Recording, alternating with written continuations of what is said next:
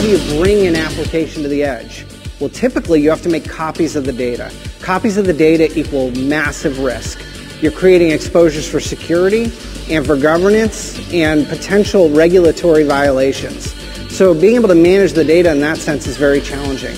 Additionally, a lot of the high availability and disaster recovery techniques that enterprises have developed over the years to ensure application availability don't really exist in that hybrid cloud environment, especially as you're bringing together your core data center with the edge and with the cloud.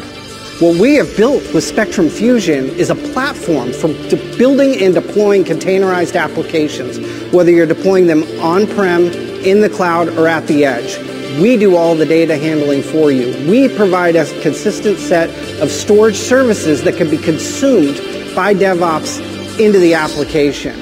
You don't have to worry about backup. You don't have to worry about DR. That is done based on policies. So, we targeted one of the 15 largest banks in the world to prove this, and we were able to get it up and running in less than 5 hours. It was really amazing.